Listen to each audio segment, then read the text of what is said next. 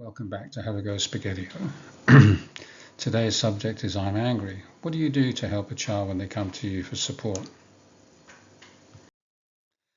So to remind ourselves, the ABC theory paradigm provided by Albert Ellis's REBT theory, Rational Emotive Behaviour Therapy, it says that whatever happens at A, how we respond at C, emotionally and behaviourally, is not just a consequence of A.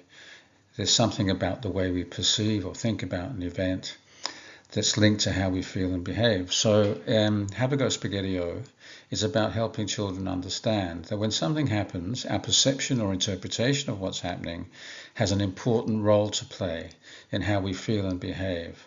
And the long-term goal is to help children self-regulate.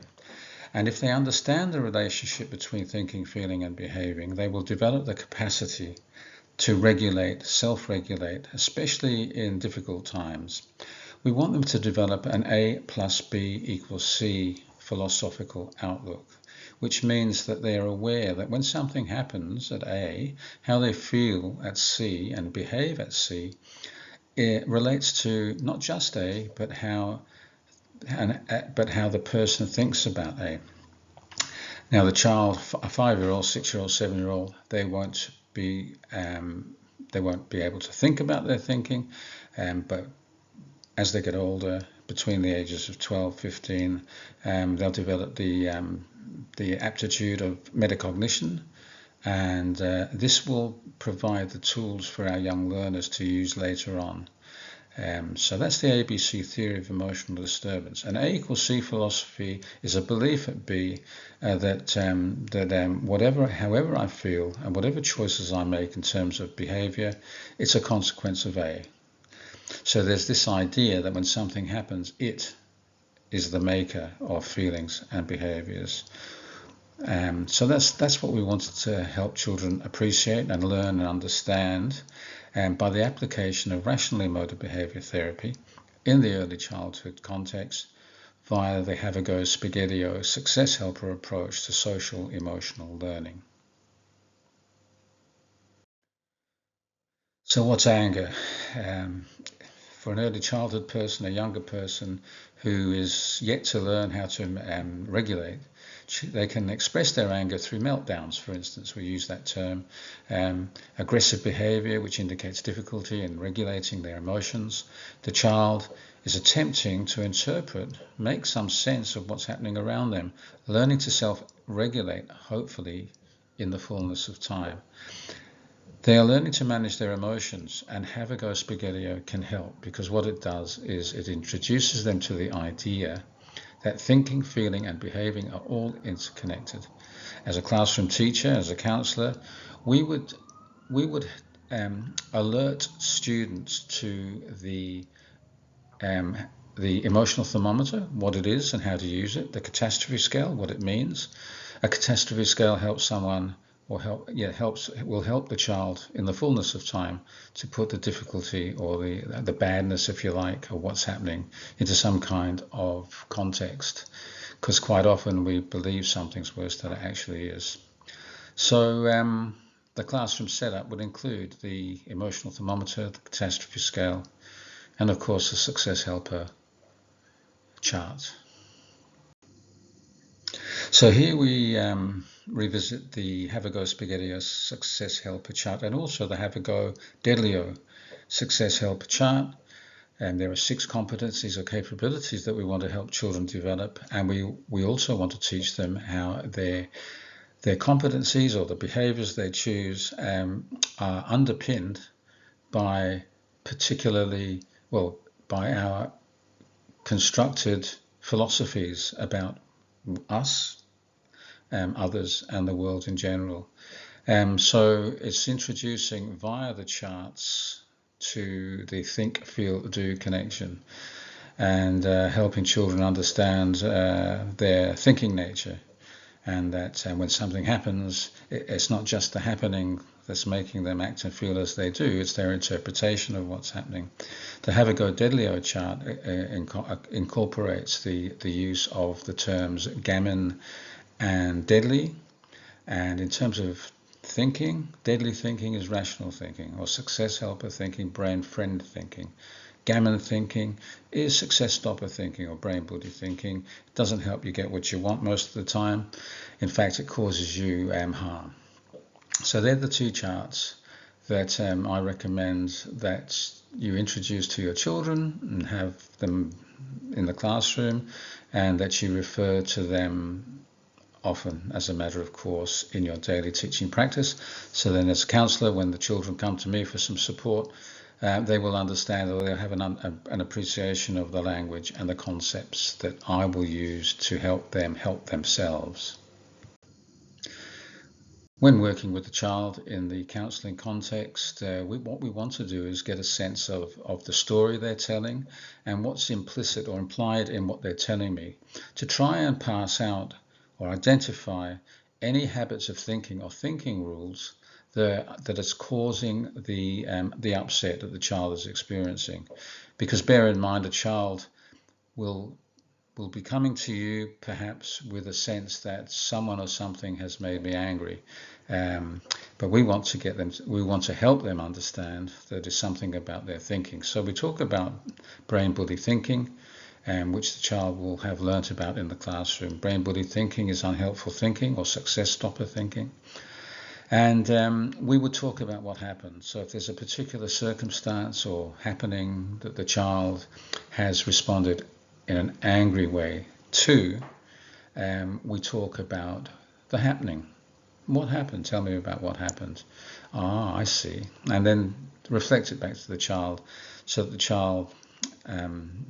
child is confident that we're listening to the child. And then we might ask, well, how were you feeling at the time? And they might tell you, I'm really angry, and we will refer to the emotional thermometer and just say, well, how angry on the emotional thermometer? And they might point to 7, 8 out of 10 anger, which is pretty angry.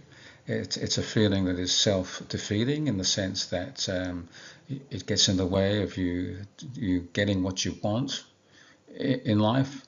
So we understand that brain bullies at work, but if you're feeling really angry and you're throwing things around, for instance, or withdrawing from the rest of the class, that's the behaviour. So the behaviour, you identify the behaviour with the child, you identify how the child's feeling, and you link that to brain bully thinking.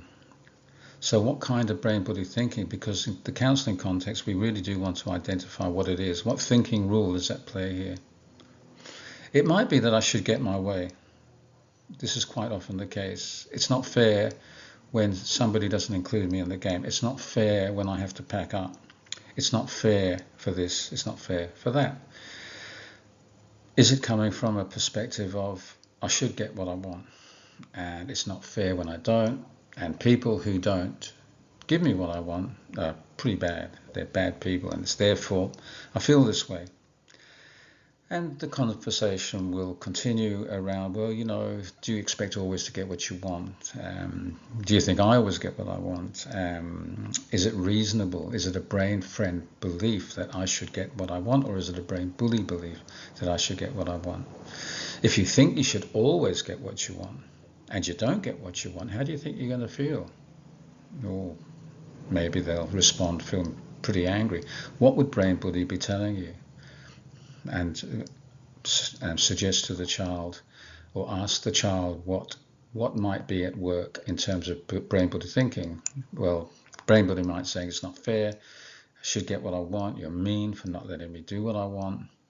And would establish that there's a connection between brain bully and brain bully feelings and brain bully behaviours. So that's the idea of the counselling contest, and it's so much easier. Well, not easier, perhaps it's not the right word, but it's the fact that classroom teachers are teaching this daily in the classroom supports the pastoral care program, the counselling program of the school.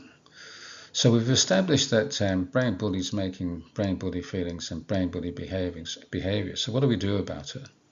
That's the next step in the counselling process. So we established that brain bullies making brain bully feelings, even though something's happened that we don't like, and in an ideal world it wouldn't happen. But it's our thinking about what's happening that's causing our feelings. And if we think that something's unfair and it shouldn't happen, and we should always get what we want, we establish that brain bullies telling us something that's not true. Because if we believe we should always get what we want, for instance, the evidence suggests that we don't. So why do we expect that we should? So what are some brain friend success helper ways of thinking about the situation? It might be helpful to start to think in terms of, I don't like that I don't get what I want, but sometimes I don't. But then sometimes I will. That's the way the world works.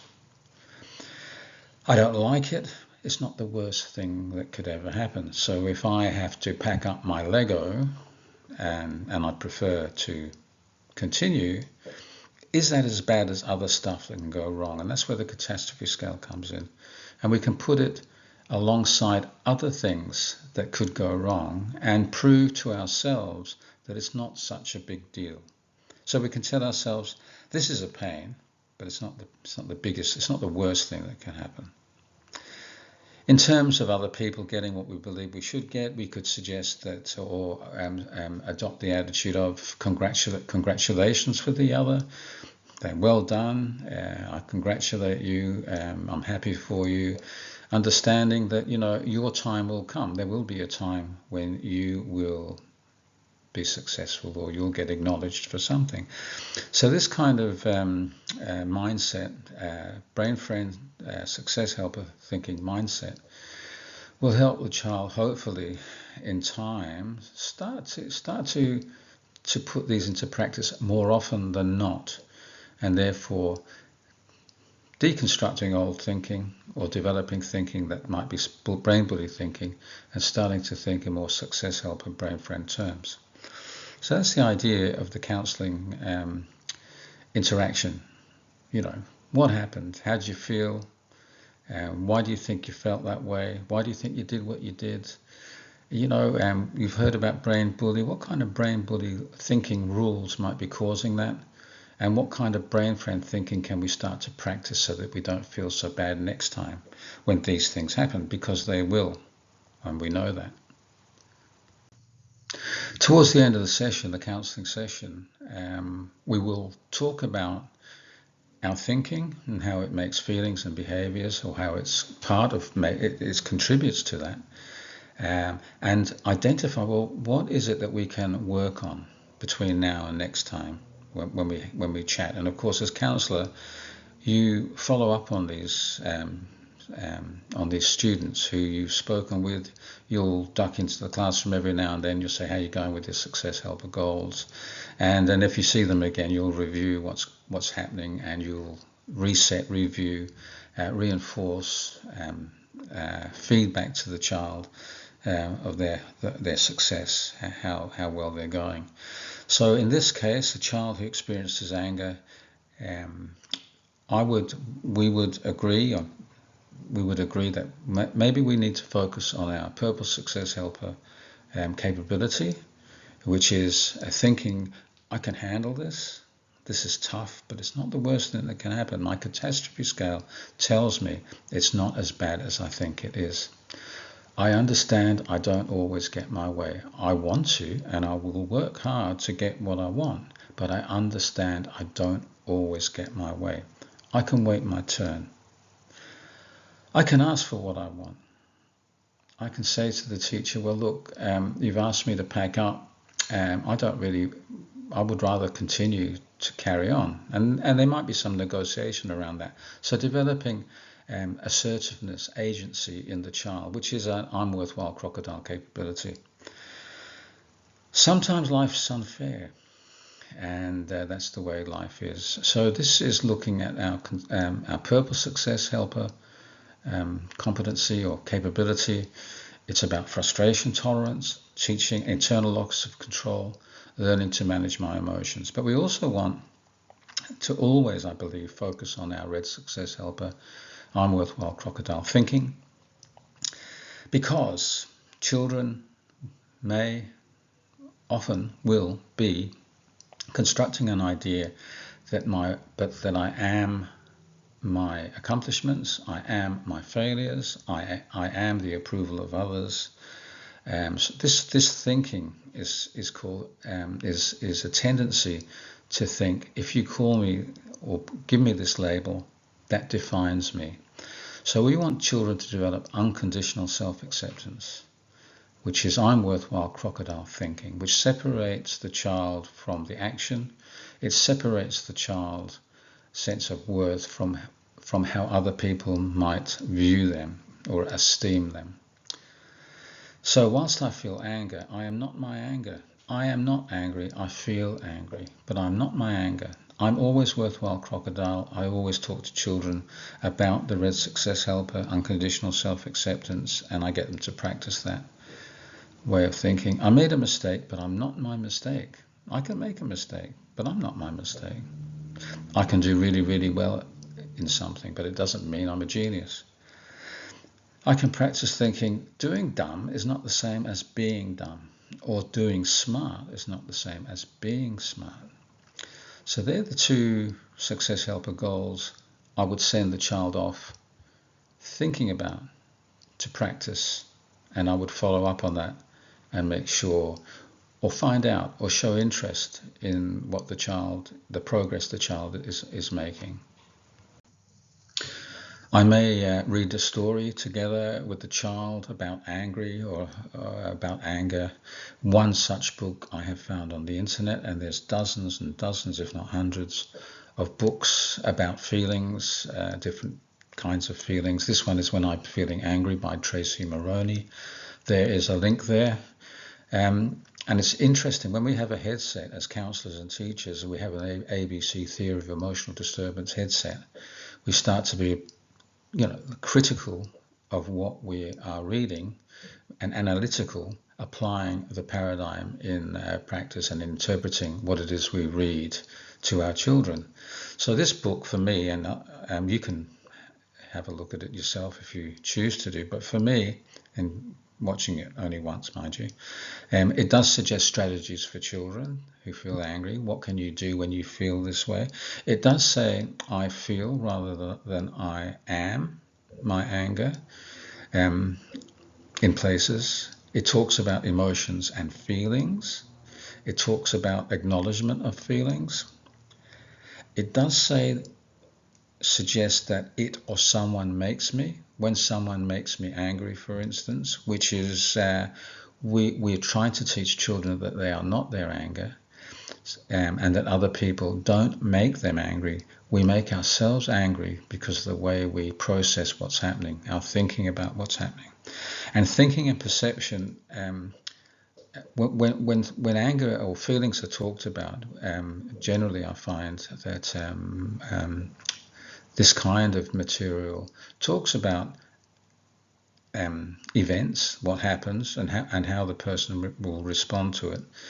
But sometimes I feel what's lacking is, well, how is the child perceiving, interpreting, thinking about the situation, and how does that contribute to their sadness, anger, whatever. But it's a useful book. But if we had, like I said, if we have the ABC headset, we can use these, what might be deficiencies perhaps, or gaps, and include them in our delivery.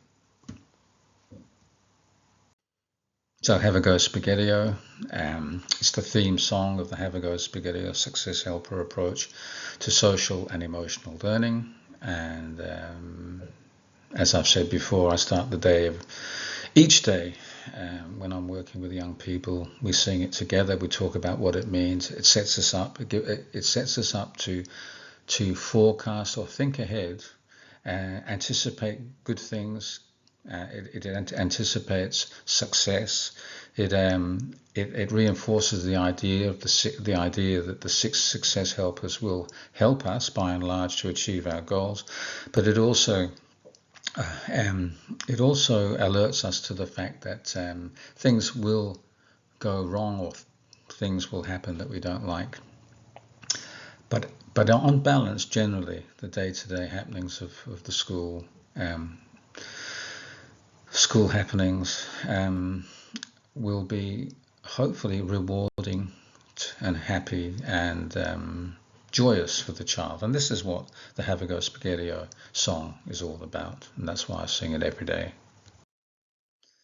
And lastly, we'll leave you with a quotation from Dr. Albert Ellis, and this kind of sums up what we're talking about in terms of counselling children.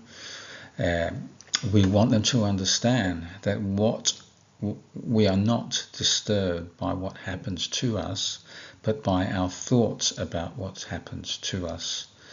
So we want to help children understand that philosophical belief, and in doing so, they will have the tools with which to learn how to self-regulate, develop internal locus of control, develop high frustration tolerance, and to think about their thinking. So when they get to the ages of 12 and beyond of metacognition, they'll be able to apply these tools in a practical way to help them feel okay.